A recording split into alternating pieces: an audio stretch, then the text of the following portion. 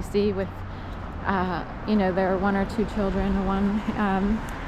So these are very distant relatives who we rarely connected with, because it was really on my dad's side, and when my parents got divorced, my mom wasn't sure how much to bark up their tree, or she needed help often as a single mom with a low-paying job, but anyway,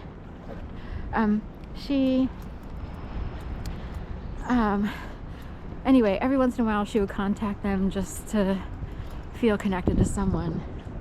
And anyway, so Libby and I went out to LA to visit the Oxnard relatives, and during that time we saw Third Rock from the Sun, and we wanted to see Will and Grace, but they were not shooting on the day that we were there, so we had to settle for Third Rock. And it was the one with the choral, the gospel group came in, and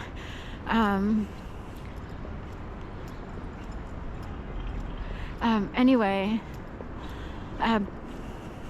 and I went to the Writers Guild. They used to, I don't know if they still do, but they had an office back in the day somewhere, I don't know if it's Sunset Strip or similar, but went to House of Blues and all that stuff. But we had to drive back and forth between Oxnard and LA. I remember driving, it's all through the hills and everything, and someone whizzed by and took a picture, like a big flash. And I wondered what it was. But anyway, when I think back, I can't believe I did that, because it's like, in a way, it's adventurous. They trusted me with the car, and they were missionaries who, this is fascinating to me. I even think about that with dog walking and dog sitting. Like, people actually trust someone to take care of their belongings and everything, and they're not worried. So, but I think the car was actually, they said it was donated to them. They're missionaries, so I'm not sure how they wound up in the house with the car. They also adopted 2 Asian kids and would show up at the church in Chinatown, one of the churches in Chinatown, and put on a show. I'm saying put on, not really a show, but they would have a very special prayer, I guess, or workshop, if you will, healing, this, that, and the other. They did a lot of vibrational stuff, or the idea that you can heal people through touch. It would be like Reiki-ish. It's so funny because a lot of words and descriptions have left my brain. I think someone's trying to protect me from bringing in, like, say brains could come into your world. Like, I'll think tonight I'd like to practice yoga, so they would need the yogic brain matrix to come in to sort of help you remember the poses and get through a practice without feeling like totally stiff and unable to do anything. You know what I mean?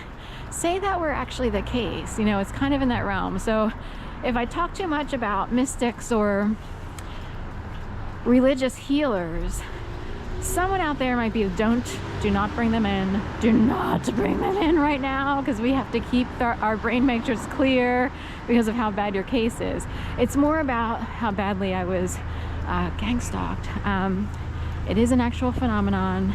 It is designed to make the target look crazy and sound delusional should they try to describe it, because it's really hard to describe because of what I just said. Some of the things are very invisible. In a way, to me, it would be like, that's witchcraft. Like, people can do that? Like, how did they do that? How can someone make something fall off my wall? And it would be timed perfectly with certain things, either talking about someone from the neighborhood and it's like, that is whack. What is that? So in today's very scientific and practical America, you don't get to talk about those things without being seen as a total loon or delusional person, or a crackpot, or someone who's peddling something, you know what I mean? So I grew up in such a way where it's like, oh, they're charlatans, or they're like, some people would see the missionaries as charlatans. I didn't necessarily see them that way. I wondered like how they wound up in their position. They did seem to be happier. They experienced, like a certain type of joy. And it's hard to do that when you live in a world, like especially corporate worlds, business offices.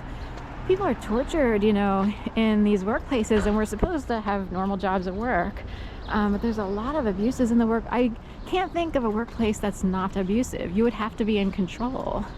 You would have to be running the show yourself. You know what I mean? So anyway, that's all I have to say for today. It's a lot of talking. So it's a little bit chilly. I'm looking forward to some overnights coming up in the coming week. So off and on with different clients or what have you, extra walks. I desperately need the money. Please like, share, and subscribe. Donate if you can. I know I do certain things. I walk and sometimes talk, and hopefully that means something to someone. So that's it. Have a beautiful day. We have someone pulling up to the door where I need to go, and some people would see that as overly timed and gang stalker-ish. So, okay, have a great day. Never ends.